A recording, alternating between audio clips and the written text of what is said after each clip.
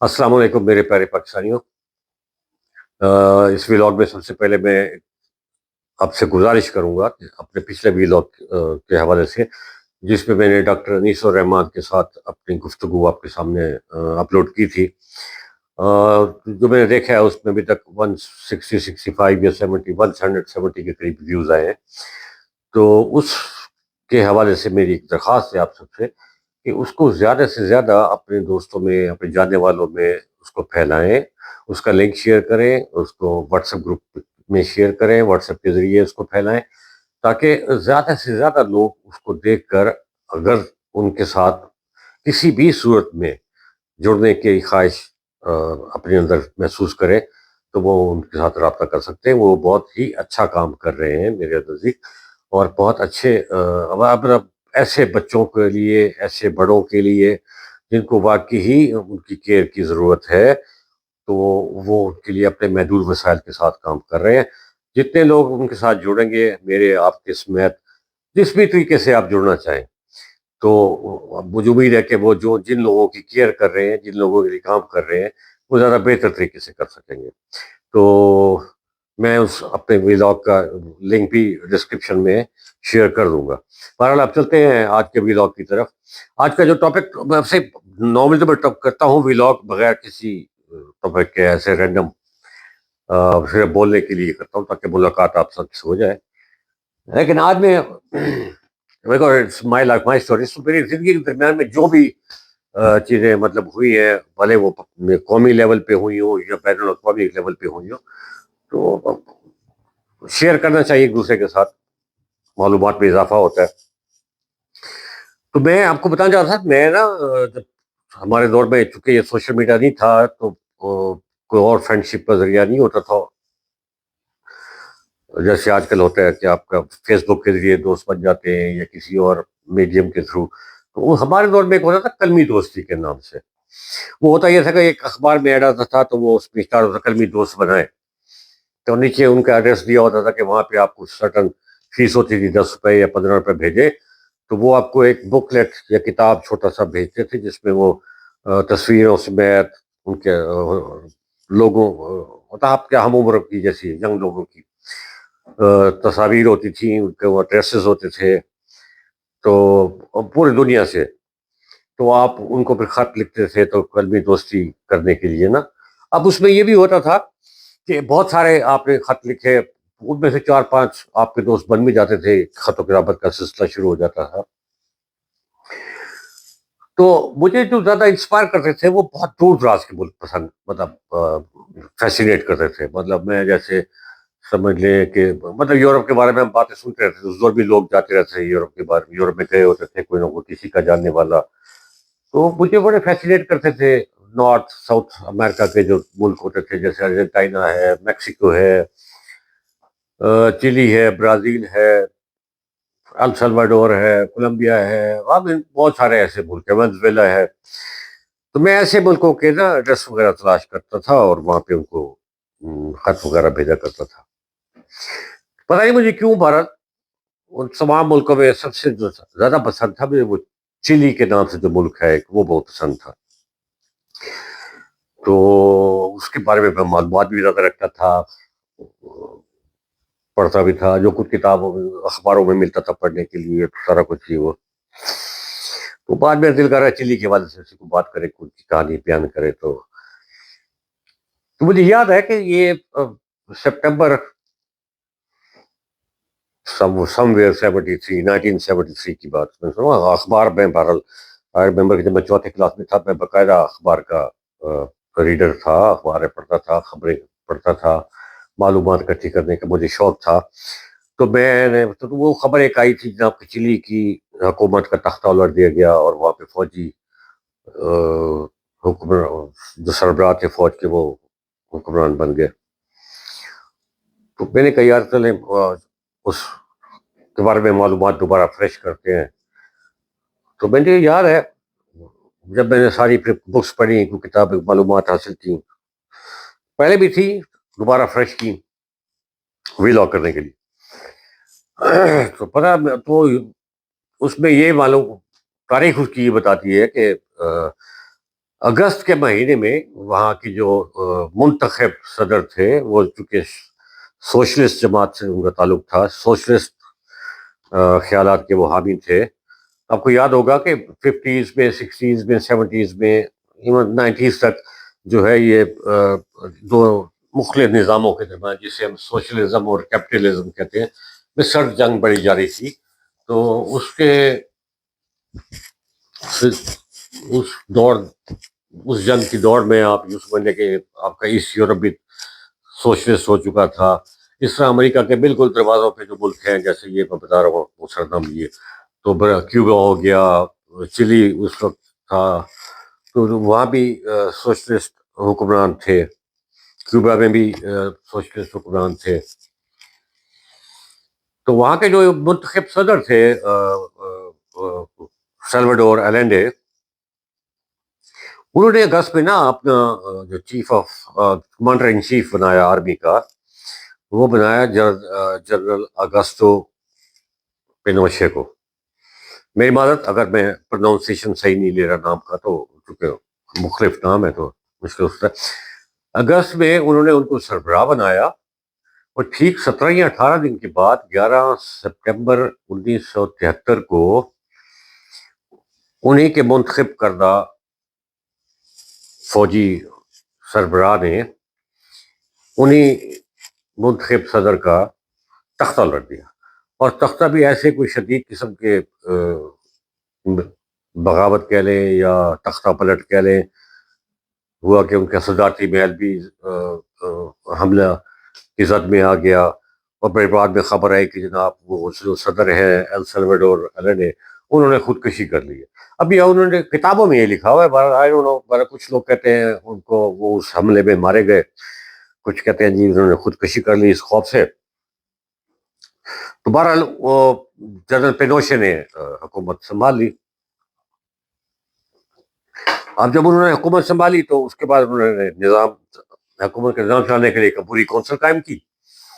اب عبوری کونسل میں وہ خود تھے، چیف آف آرمی اسٹاف تھے، سوری ایئر چیف تھے، نیوی چیف تھے، اور وہاں پہ نا ایک پولیس کا بھی نیشنل لیول کا چیف ہوتا تھا. تو جو پولیس چیف تھا وہ بھی اس کا ممبر تھا.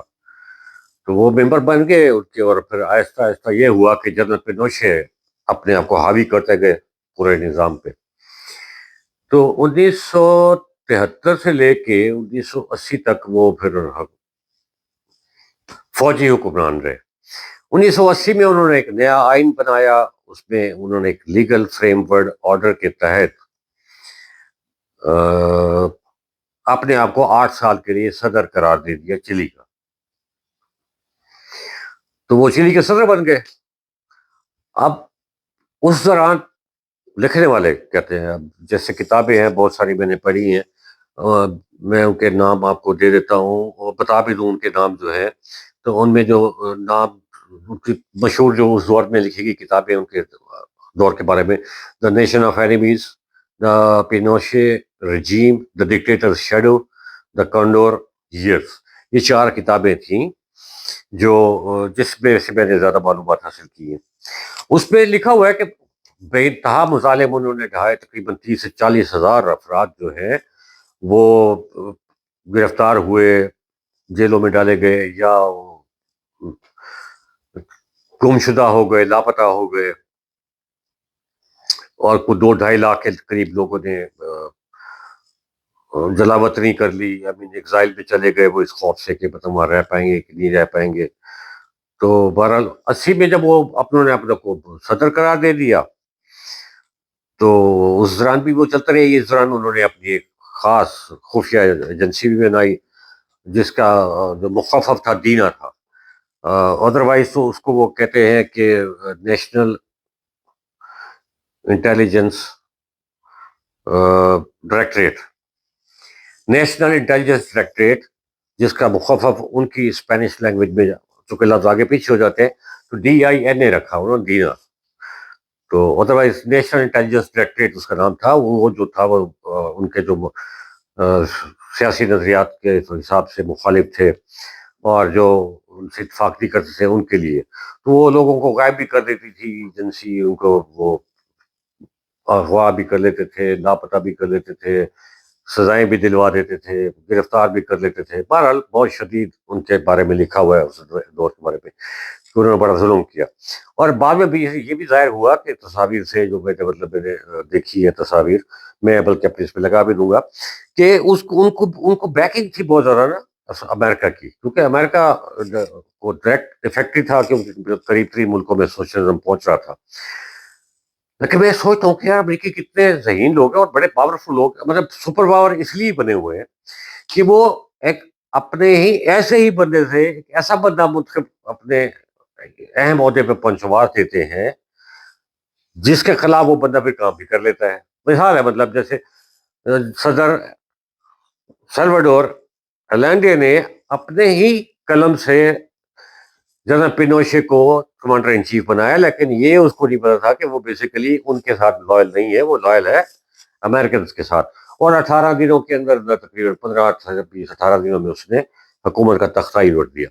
اور 73 سے لے کے 80 تک پھر وہ فوجی حکمران رہا. 80 میں انہوں نے پھر ایک آئین بنایا جس کے تحت انہوں نے خود کو نیا 8 سال کے لیے صدر قرار دے دیا. تو 1988 تک وہ صدر رہے.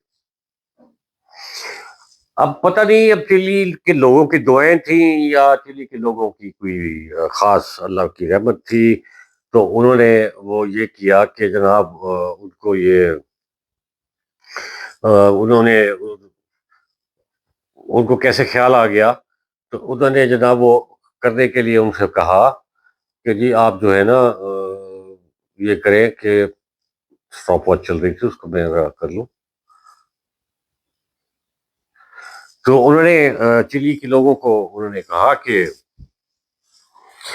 خود ہی اللہ کی طرف سے یا ان کے مطلب جو بھی کہہ لیں کہ 1988 میں انہوں نے ایک ریفرینڈم یا پلیبسائٹ جسے کہتے ہیں انہوں نے کروایا اپنی عوام سے کہ جی آپ کیا جنرل پینوشے کو، مطلب آپ مجھے جنرل پینوشے کو اگلے 8 سال کے لیے بھی صدر رکھنا پسند کرتے ہیں یا نہیں کرتے. اور پھر پتہ نہیں وہ ریفرینڈم انہوں نے کیسے اتنا جینونلی ہونے دیا یا ایسا پایا تکمیل تک ہونے دیا جس میں رزلٹ ان کے خلاف تھا. 56% ووٹرز نے کہا کہ یہ ہم آپ کو نہیں دیکھنا چاہتے اگلے 8 سال کے صدر. تو اس کے بعد پھر سلسلہ چلتا رہا، 1 سال اور گزر گیا. تو 1990 میں پھر وہ ہٹ گئے صدارت سے، اپنی الیکشن ہوا، نئے صدر منتخب ہو کر آ گئے. لیکن اس کے صدارت سے ہٹنے کے باوجود بھی انہوں نے جنرل پینوشے نے اپنے آپ کو تا حیات سینیٹر بنوا لیا اور تمام قسم کی قانونی کارروائی کو اپنے خلاف ہونے سے اپنے آپ کو بچانے کے لیے استثناء بھی لے لیا لائف ٹائم. یہ سب لکھا ہوا ہے کتابوں میں. اے آئی کر لیں، میں نے بھی اے آئی سے گوگل کر کے دیکھی اس طرح کے نوٹس نکالے وہاں سے نا پڑھنے کے، اور میں بغیر نوٹس کے پڑھتا ہوں.